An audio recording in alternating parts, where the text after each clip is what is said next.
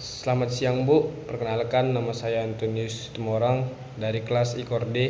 Di sini saya akan menjelaskan pengertian artrologi dan jenis-jenis artrologi. Pengertian artrologi adalah ilmu yang mempelajari persendian. Persendian adalah hubungan antar tulang atau artikulasi. Pada kerangka tubuh manusia terdapat kurang lebih 200 tulang yang saling berhubungan.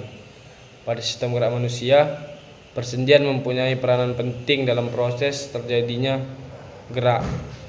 Membran sinovial atau selaput sendi adalah selaput yang membungkus ujung-ujung tulang yang membentuk persendian.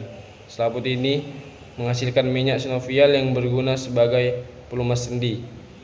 Menurut sifat gerakannya, persendian dapat dibedakan menjadi 3 macam, yaitu sinartrosis atau sendi mati, yaitu persendian yang tidak memiliki celah sendi sehingga tidak memungkinkan terjadinya pergerakan karena antar tulang terisi oleh bagian ostein yang keras.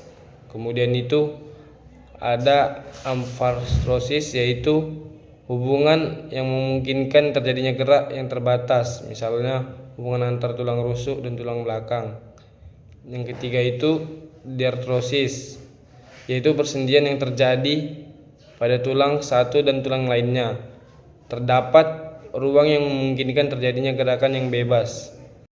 Diartrosis dapat dibedakan menjadi diantaranya: yang pertama sendi peluru, yaitu persendian yang dapat digerakkan ke segala arah ujung tulang. Yang satu membentuk bangkal masuk ke tulang lain yang membentuk cekungan, contohnya persendian antara gelang bahu dengan gelang lengan atas. Kemudian persendian antara gelang panggul dengan tulang paha. Kedua itu ada sendi engsel, yaitu persendian yang dapat digerakkan ke satu arah, contohnya persendian antar tulang paha dan tulang betis, persendian antara tulang lengan dengan tulang asta. Kemudian itu ada sendi putar, yaitu persendian yang dapat digerakkan secara berputar, ujung tulangnya yang satu menggitari ujung tulang lain, contohnya persendian antar tulang leher dengan tulang atas. Kemudian sendi pelana, yaitu persendian yang dapat digerakkan kedua arah, kedua ujung tulang membentuk seperti pelana, contohnya persendian pada ibu jari tangan. Yang kemudian itu sendi oval, kedua tulang ujung berbentuk oval, contohnya pergelangan tangan. Kemudian gerakan-gerakan pada sendi, yang pertama bergeser, berupa pergeseran antara tulang, contohnya gerakan pada sendi-sendi di antaranya tulang-tulang carpalia dan tarsala terjadi pada sendi geser. Kemudian ekstensi berupa gerakan peluru sendi terjadi pada sendi engsel, contohnya ekstensi sendi lutut.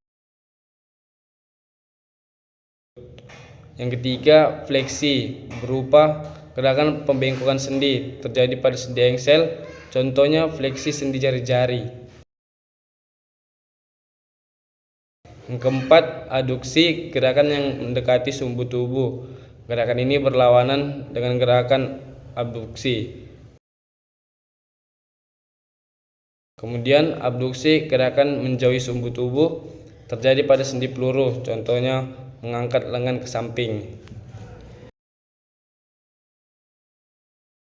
Kemudian itu ada rotasi berupa gerakan berputar terjadi pada sendi putar, misalnya gerakan ketika menggelengkan kepala.